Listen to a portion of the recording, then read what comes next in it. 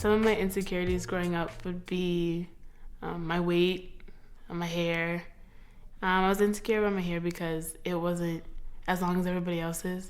Or it was like if I washed it, it would be really curly and just hard to manage. Well, all my other friends had their hair straight. It would look better if you put it in a ponytail or a bun, or even just leave it out, and like your fingers wouldn't get stuck if you ran your hands through it.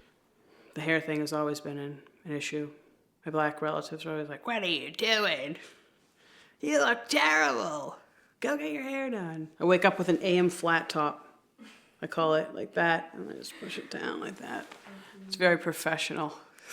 My mom's white, so when I was little, it was terrible. One time she got sick of combing my hair, so she took the kitchen scissors and she cut out like all like the knots in my hair, and it was terrifying. And then I used to get it straightened. I used to put the chemicals in it, and I used to get burns. I'm tender-headed, and then now I just let it do what it wants. I'm not in control of it. It is in control of me. So maybe one day I'll have confidence enough to go back to my natural hair of curly, Afrocentric hair. I call relaxers creamy crack because it makes my hair feel good, and it's just more easy for me to get that relaxer put in and go.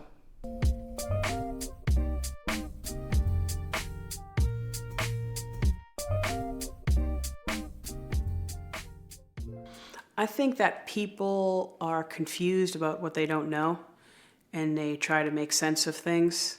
I think it's easier to put people in boxes and try to categorize people. When people say I'm ratchet or ghetto for like how I talk or what I say or how I just am like on a daily basis, I don't pay attention to it now because I know I'm not ghetto, I know I'm not ratchet, but it does kind of aggravate me when they keep saying it over and over again. Okay, so I remember one night there was a black gentleman in a restaurant that I was in, and I guess he felt that black women were too demanding and challenging, and this was why he didn't date black women.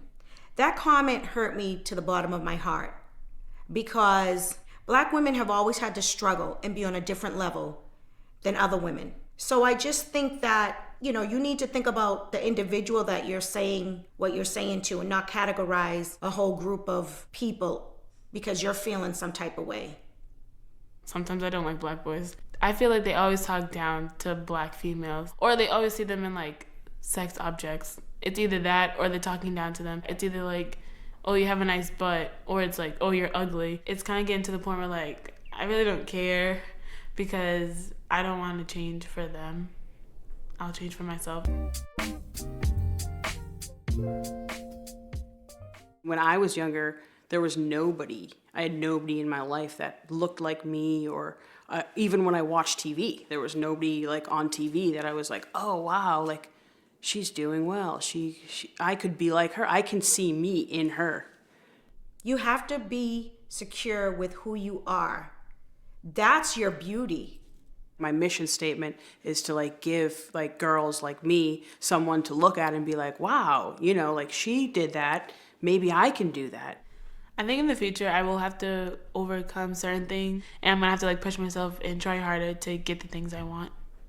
When you smile, you're saying I'm secure. When you're walking down the street and your shoulders are back and your chest is out, you're secure with who you are.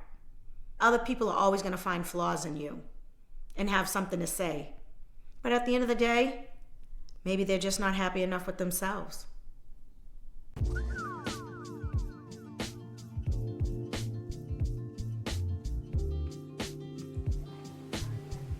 Want to look at yourself?